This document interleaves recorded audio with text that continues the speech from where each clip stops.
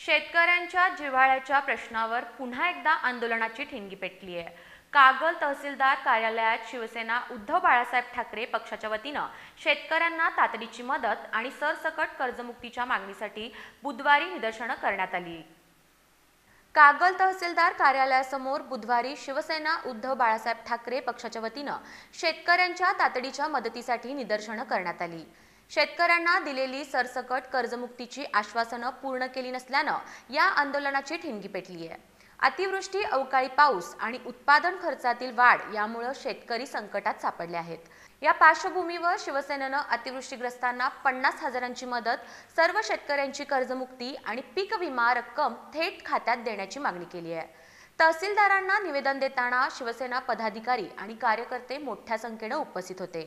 शेतकऱ्यांच्या हितासाठी ही लढाई सुरूच राहील असा निर्धार यावेळी व्यक्त करण्यात आला आहे। यावेळी शिवसेना उपजिल्हाप्रमुख संभाजी भोकरे, तालुका प्रमुख जयसिंग टिकले, शिवगोंडा पाटील, सोशल मीडिया प्रमुख अजित बोडके तसंच महिला संघटिका कांचन माने आणि इतर पदाधिकारी मोठ्या संख्येने उपस्थित होते।